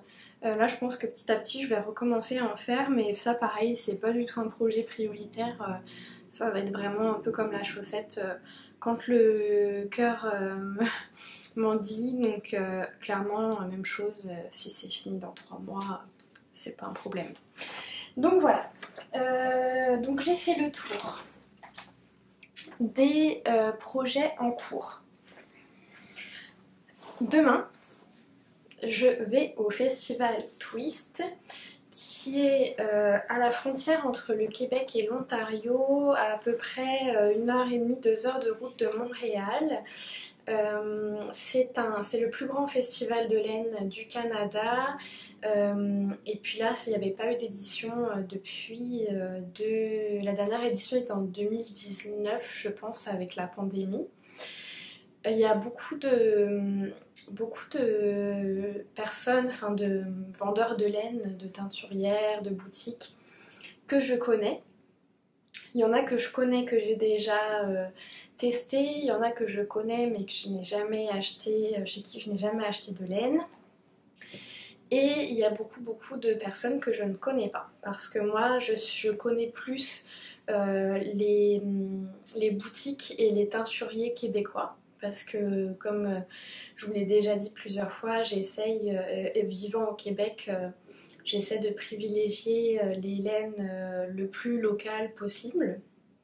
Mais pour ce qui est des laines en dehors du Québec, je connais moins. Donc là ce que j'ai fait c'est que sur le site du festival on a la liste de tous les exposants. Donc là c'est ce que j'ai fait cette semaine, je suis allée regarder un peu tous les sites web. Alors tout le monde n'a pas forcément de site, parfois c'est juste des comptes sur Etsy, parfois c'est juste des photos mais il n'y a pas vraiment les détails des produits ou des prix. Je suis très essoufflée aujourd'hui, j'ai du mal à parler, je sais pas ce que j'ai, la fatigue peut-être, mais désolée si ça doit pas être très agréable de m'écouter, mais tant pis, je fais comme je peux, puis il faut vraiment que je filme cet après-midi parce que la vidéo doit sortir demain matin, donc pour moi je la finalise le vendredi soir pour qu'elle soit prête le samedi matin très tôt pour les Français, et voilà, donc il faut absolument que je filme maintenant. Pour pouvoir finaliser la vidéo et que tout soit prêt à temps. Bref, ce que j'ai fait c'est que je me suis rendue sur le site du festival et j'ai regardé les sites web qui étaient disponibles et évidemment voilà, il y a déjà plein de choses que j'ai repérées qui me font très envie. J'ai très envie d'aller vers des choses que je ne connais pas et je dirais même d'aller vers des choses que j'aurais du mal à retrouver. Je sais que je vais être tentée d'acheter des produits québécois parce que voilà, c'est ce que j'ai l'habitude d'acheter. C'est des produits que je connais plus ou moins et que je sais que je vais pouvoir justement racheter facilement. Donc je vais être tentée d'expérimenter ces laines-là en me disant bah, comme ça si ça me plaît, voilà, je sais que je pourrais reprendre chez cette compagnie. Mais sachant qu'on a la chance d'avoir quand même une belle diversité d'exposants, diversité géographique, j'aimerais quand même en profiter et sortir un petit peu de ma zone de confort pour aller vers des teinturiers ou des boutiques, des éleveurs que je connais moi. Ce que j'ai fait, j'en avais un peu parlé avec vous et mon idée a pas mal évolué au fil des jours et des semaines sur comment j'allais m'organiser pour le festival. Je ne me suis toujours pas fixé de budget précis. Comme j'ai dit, ce que je sais, c'est que je vais être capable de me gérer sur place et que je ne repartirai jamais avec 1000 $ de laine parce que je ne me suis pas vue aller, ça c'est sûr et certain. Ce que je prévois faire, ça va plus parler aux Québécois. En fait, ici au Québec, on a une carte de débit qui est reliée directement à notre compte courant, et quand on l'utilise, on est directement prélevé sur notre compte. Et on a une carte de crédit qu'on utilise en règle générale dans son quotidien. Et en fait après c'est une carte de crédit qu'on vient rembourser avec son compte courant. Mais quand on paye avec la carte de crédit, on n'est pas directement débité sur notre compte. Et ce que j'aime bien, c'est que dans les applications bancaires, on peut voir combien est-ce qu'on a dépensé sur la carte de crédit.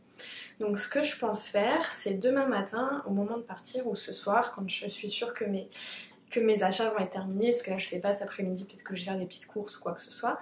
Donc quand je serai sûre que je ne ferai pas d'autres achats qu'au festival, je viendrai rembourser ma carte de crédit pour la mettre à 0.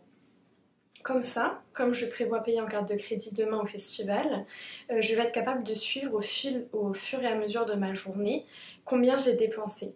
Parce que des fois, ça peut être quand même facile de perdre le fil si on... Je me fais rire parce que j'utilise toujours des expressions revenons à nos moutons, perdre le fil, à croire que je le fais exprès, mais pas du tout. Ça peut être vite fait de perdre le fil si on fait des achats, ce que je compte faire dans mon idéal à plusieurs endroits différents. Pour peu, une fois qu'on a acheté 2-3 trucs, on peut être vite amené à ne plus trop savoir combien on a payé exactement pour chaque article et devoir se retrouver à calculer à chaque fois à combien on en est. Donc ça va me permettre de voir en un clic combien j'ai dépensé déjà pour le festival quand je voudrais vérifier. Donc ça va être ma première sécurité. Comme j'ai dit, je me fixe pas de montant. Je me fixe pas de montant pour plusieurs raisons. La première, c'est que je ne sais pas vraiment qu'est-ce que je vais trouver sur place. Et par exemple, c'est sûr que si je ne sais pas trop quoi acheter et que finalement j'achète juste des écheveaux solitaires pour faire des châles ou des chaussettes, ça va pas du tout être le même montant que s'il y a des choses qui me parlent et que je veux m'acheter des quantités pulls. C'est sûr, parce que forcément une quantité pull pour des laines comme ça, de teinturier, etc., c'est tout de suite au moins 100 $ minimum. Donc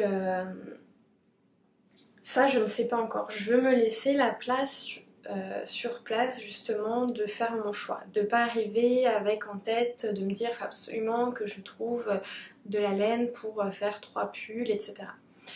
Le piège, c'est que si je me dis que je me fixe par exemple 300 $ de budget de laine et que sur place il n'y a rien pas qui me plaît, mais il n'y a rien que j'ai envie d'acheter et que j'achète juste un écheveau de 50 $, le risque ce serait que je me dise bon de toute façon il me reste 250 $ de budget, donc je peux m'acheter des choses même si ça me plaît pas plus que ça, c'est correct, ça rentre dans le budget.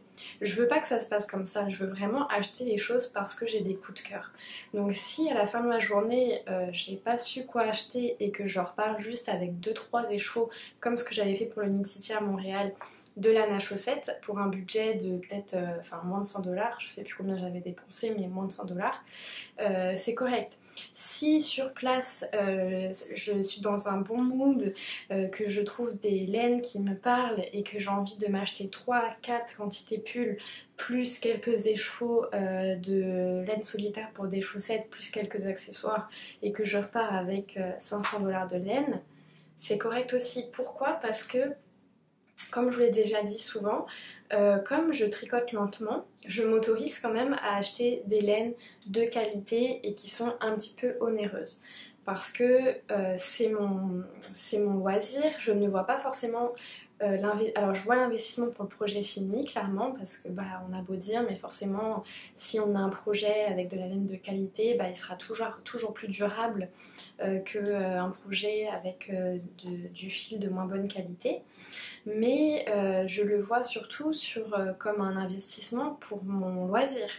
Dans le sens où si je m'offrais, je sais pas, un accès pour la piscine ou des cours de yoga ou des cours de dessin ou que sais-je, au final, ramener au jour de pratique, ça me reviendrait beaucoup plus cher que ce que me revient, même si je dépense 200 $ pour un projet de pull, puisque je vais le tricoter pendant 3 mois.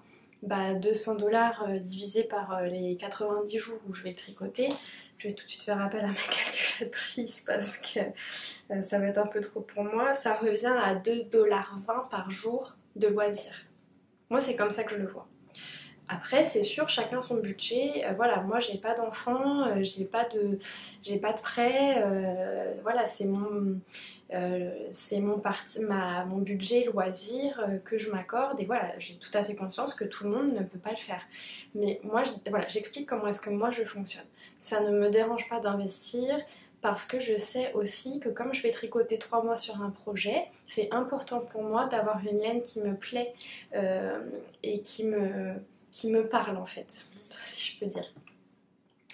Donc là où je veux en venir, c'est que si jamais j'achète plusieurs quantités pulls et que je repars avec un budget plus conséquent, ce que j'ai en tête, c'est que ça va être des laines que je vais tricoter à court terme. Je ne vais pas acheter des laines pour me constituer un stash. Je l'ai déjà dit, moi ça m'oppresse d'avoir des laines en stock que je ne sais pas quoi faire. Juste mes restants de laine, c'est pas mal le seul stock que j'ai parce que tout le reste, c'est que des choses le stock que j'ai de laine non utilisée, c'est parce que ce sont des projets en cours. Sinon, c'est que des restants.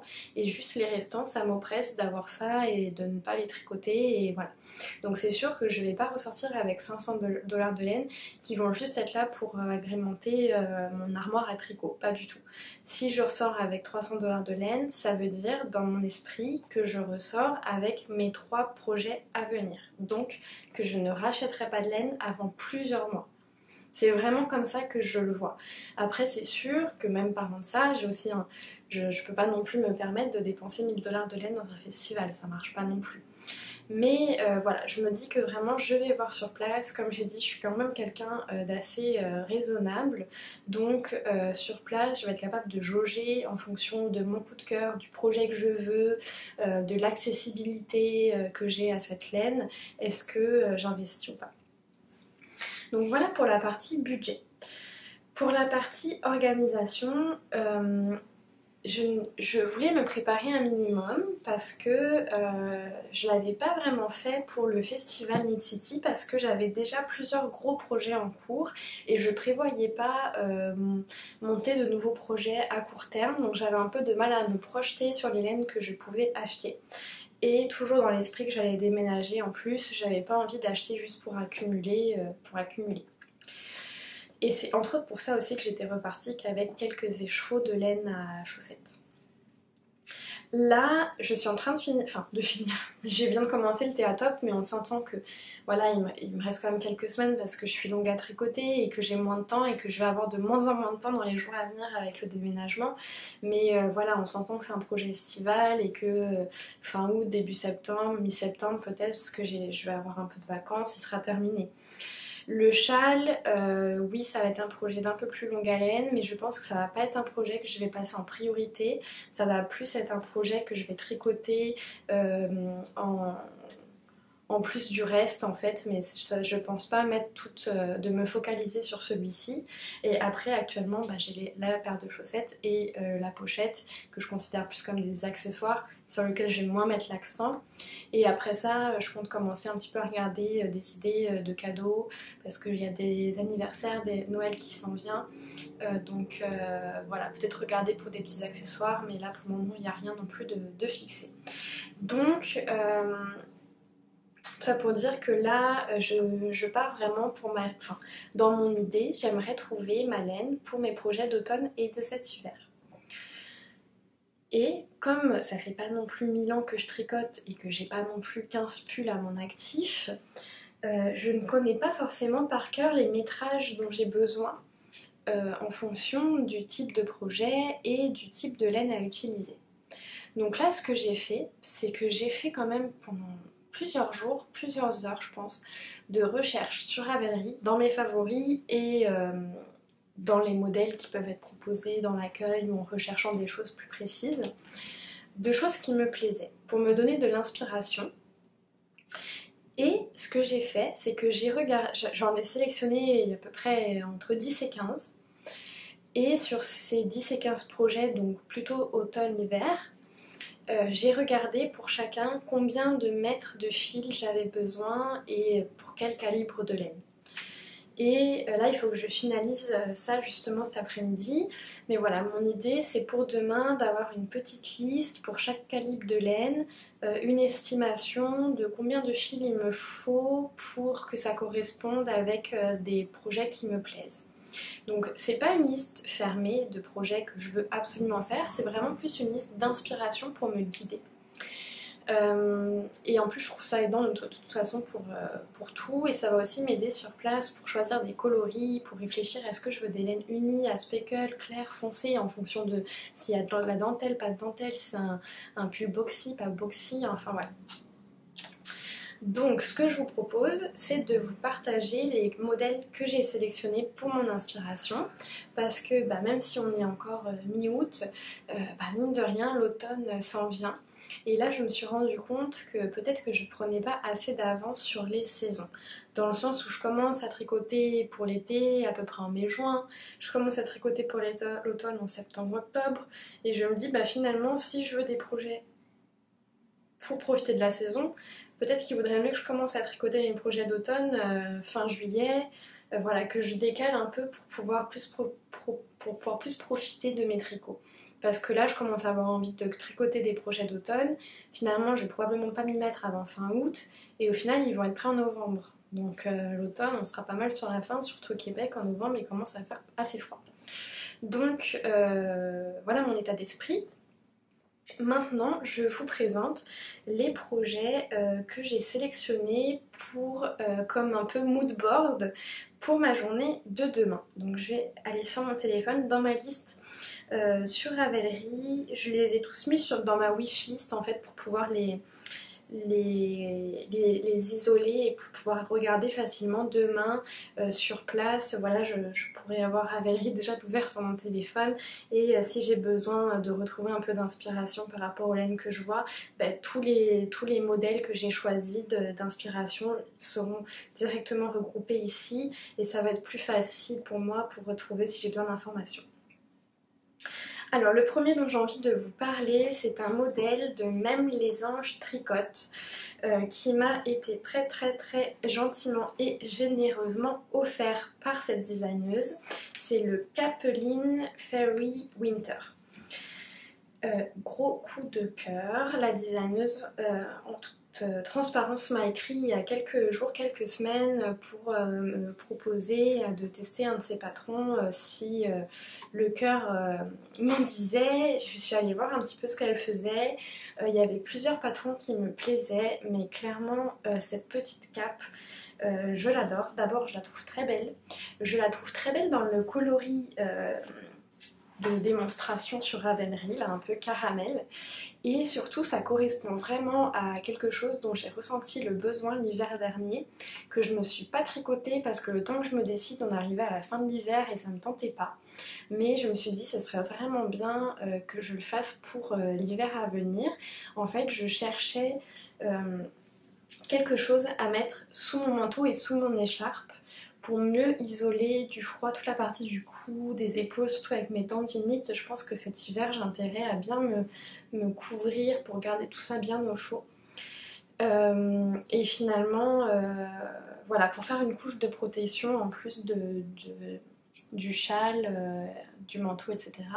Moi, bah voilà, pour rappel, je vis au Québec, hein, donc au Québec, l'hiver, ça dure très longtemps, la moitié de l'année, et il fait quand même très froid, c'est pas rare qu'on ait des températures à moins 30, parfois jusqu'à moins 40, et voilà, l'hiver, le quotidien, c'est des températures autour de moins 20 degrés.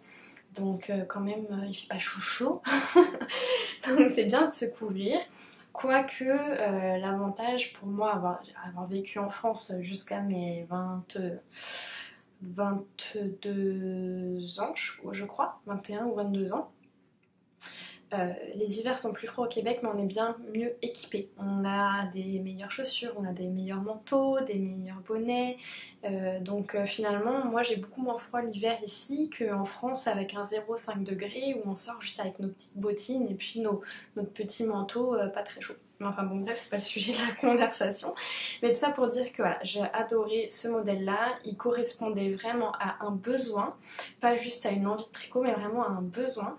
Et il y a de fortes chances, dépendamment de la laine que je trouve et de mes envies des prochains jours, que ce soit mon prochain projet.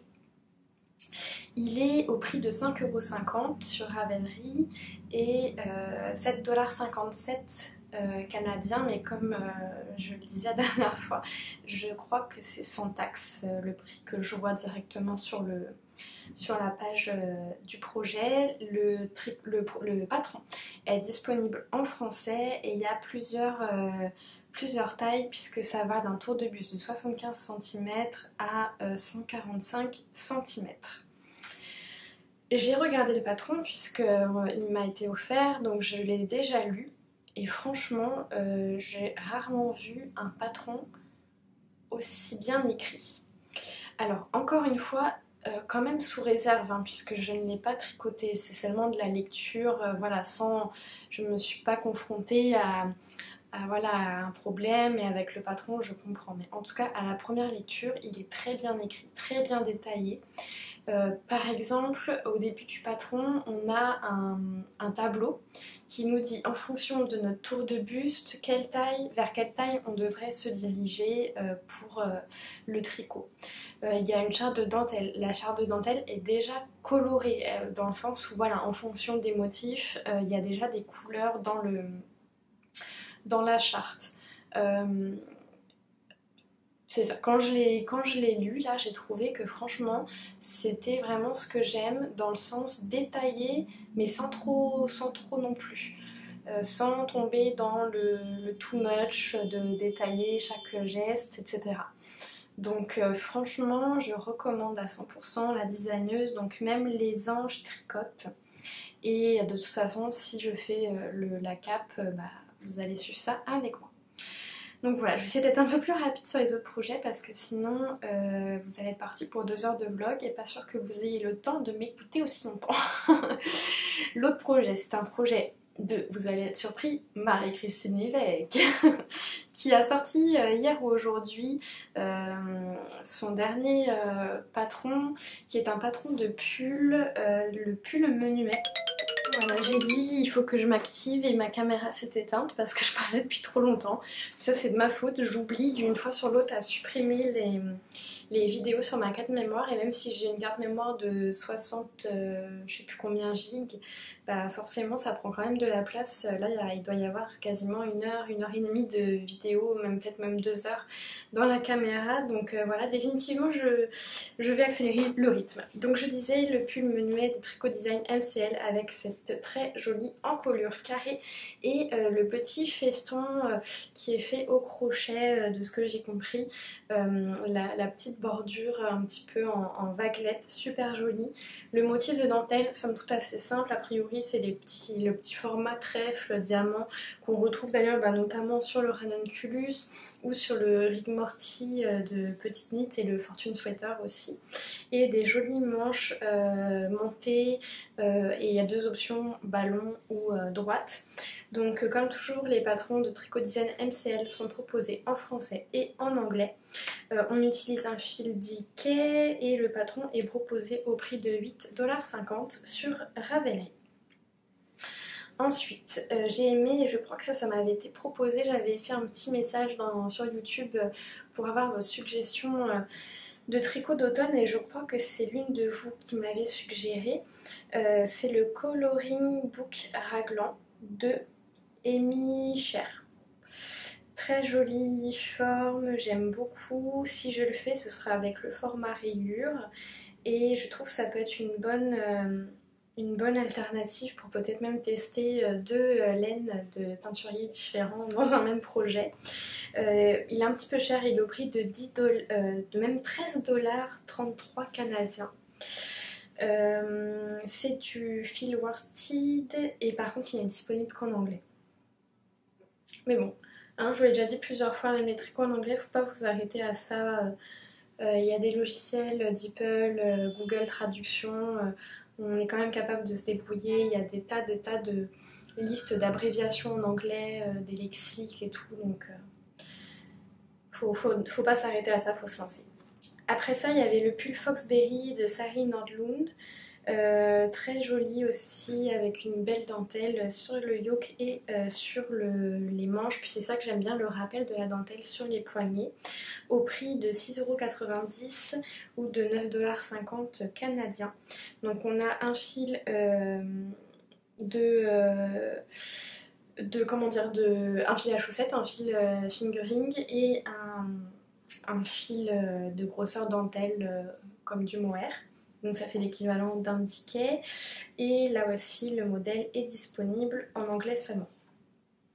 Après, gros coup de cœur sur celui-ci et surtout ça me donne des idées parce que je sais que je vais avoir peur d'aller sur des laines nuancées à speckle parce que sur un pull j'en ai jamais fait et je vais pas trop oser. Et justement là on a un très bel exemple d'un pull nuancé mais qui reste super classe, super joli, super délicat et vraiment gros coup de cœur sur celui-ci. Ça et enfin, il y a d'autres gros coups de cœur en fait, mais celui-ci il fait vraiment partie de ma shortlist. Donc c'est le Misty Jumper de Irene Lynn au prix de 9,33 $ canadiens avec un fil Dickey et on peut voir une partie en mohair sur le haut du tricot, très très jolie. Après il y avait la sublime robe, selon moi, de Anne-Sophie Welling, donc qui est la Augustins numéro 21, avec du fil de grosseur, c'est pas écrit là mais je pense que c'est grosseur hareng. Faudrait que je vérifie, worsted ou hareng, je sais plus. Mais vraiment très beau, disponible en danois, anglais et norvégien. Et celui que je vous ai dit juste avant, là, le Misty Jumper, je crois que c'est en anglais, voilà, c'est anglais et chinois. Ensuite, la Fun Fan Blues, elle je l'adore aussi, de Anna and Heidi Pickles, avec pareil un fil dentelle et un fil à chaussettes, donc l'équivalent d'un Dickey. Là c'est au prix de 9,33 $ canadiens et le patron est disponible en anglais et en norvégien. Voilà, ensuite il y avait le pull génoise de Lolita Duby, qui est Loli la fée je crois, que je trouve très joli, très simple, tout en mohair avec deux fils mohair, disponible en français cette fois, avec un tour de buste de 85 à 155 cm. Et le prix, je l'ai pas dit je crois, 6,83 € ou 9,40 $. Et enfin on arrive à la fin, le dernier pull, donc lui qui fait aussi partie de ma shortlist, c'est le Soufflé de Laura Penrose, que j'adore, que je ferai version manche longue, qui est là aussi tout en mohair, avec comme le Misty Jumper, avec une partie avec juste un fil qui donne un côté un peu transparent, je l'adore. Français-anglais, le prix je l'ai dit, 9,79 $ canadiens, et deux fils de mohair. Les tailles, quand je dis pas les tailles, c'est que je les vois pas facilement. Là, ça va d'une circonférence de 71 à 162 cm. Donc c'est quand même pas trop mal, question question de diversité, même si bon ça pourrait toujours être mieux, mais c'est quand même pas trop mal. Et enfin le dernier c'est un châle, c'est le Bennett Sister Shawl, je vous en avais déjà parlé, il était un peu dans ma shortlist pour finalement ce que je fais pour le châle saison. Et là c'est de Lindsay Fowler au prix de 8,66$ canadiens, disponible en français et en anglais, avec un fil fingering et un fil de mohair pour la moitié du tricot. Donc voilà pour ma liste d'inspiration, j'espère que vous aussi ça vous aura donné un petit peu... J'avais tombé mon téléphone. Un petit peu d'inspiration. Je vous reparlerai de tout ça après le festival. Demain je vais essayer de filmer un peu dans la mesure du possible parce que ça va être en intérieur, donc je sais pas ce que ça va vraiment donner. Surtout il risque d'y avoir beaucoup de monde. J'ai vu en fait le festival commencer aujourd'hui, on est vendredi en jour de semaine et il y avait déjà beaucoup de monde, donc je pense que demain ça va être un peu un bain de foule. Donc je vais voir ce que je peux faire, mais je vais essayer de vous partager tout ça au mieux. Je suis très impatiente pour la laine, mais aussi pour tout ce qu'il y a autour de la laine. Ça avait été quand même une belle déception pour moi au Mid City parce qu'il y avait très peu, voire pas du tout d'accessoires.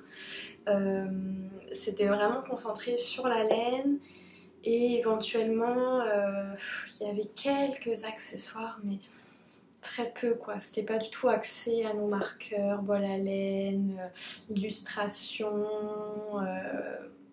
tandis que là il y a l'air d'avoir une belle diversité d'exposants et ça me donne très envie parce que bon la laine c'est bien mais moi j'aime aussi tout ce qu'il y a autour, tout l'univers de la laine et c'est pas du tout impossible que je me laisse séduire par des à côté. Bien évidemment, je vous montrerai ce que j'ai acheté en espérant que je ne ferai pas ma frileuse et que je repartirai pas juste avec 2 anneaux marqueurs et un mini écheveau, mais je pense pas. Quoi dire d'autre sur le festival? Ben, je pense que c'est tout. Si vous avez des conseils pour le festival, alors je sais qu'il y a beaucoup de personnes pour les festivals de laine qui partent avec l'argent en cash, l'argent on dit en liquide. Je pense que c'est une très bonne idée pour les personnes qui ont peur de trop se laisser aller et qui se fixent un budget. Comme ça au moins ça leur permet, un petit peu comme moi ma technique de mettre ma carte de crédit à zéro pour voir l'argent avancer au fil de la journée, bah, ça permet de se rendre compte aussi de la diminution de notre petite liasse de billets. Donc super technique pour celles qui ont un peu peur de se laisser déborder par leurs émotions. Si vous avez des astuces pour les festivals, si vous avez des idées à me partager de patrons pour l'automne, n'hésitez surtout pas parce que, comme je l'ai dit, là les patrons que je vous ai présentés, c'est vraiment plus un mood board que vraiment une liste de projets à faire, même si comme je l'ai dit, dedans il y en a au moins 3. Le soufflet, le Misty Jumper et la capeline de même les anges tricotent qui sont vraiment tout en haut du panier et qui a quand même de fortes chances pour que je les tricote d'ici la fin de l'année. Mais voilà, je suis ouverte aux suggestions, donc n'hésitez surtout pas. On se retrouve dans 2 semaines pour un nouveau vlog. Peut-être ça va dépendre de ce que j'arrive à filmer au festival. Si j'arrive à bien filmer, peut-être qu'il y aura une petite vidéo entre temps. Mais voilà, n'attendez pas après parce que je sais pas, ça va vraiment dépendre de comment ça se passe sur place. Comme toujours, je vous remercie pour tous les gentils commentaires que j'ai eus. Je vous remercie pour les nouveaux abonnements aussi.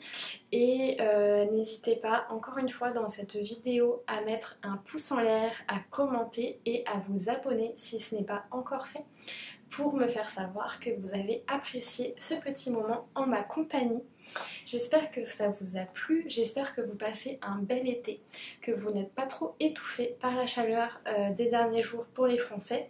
Nous au Québec, en tout cas sur la région de Montréal, On a de la chance, ça fait quelques jours que les températures ont diminué, on est plus autour d'un 20 degrés qu'un 35-40 comme on a eu il n'y a pas si longtemps que ça, donc ça fait du bien, enfin pour ma part en tout cas, et surtout ça permet de sortir les tricots.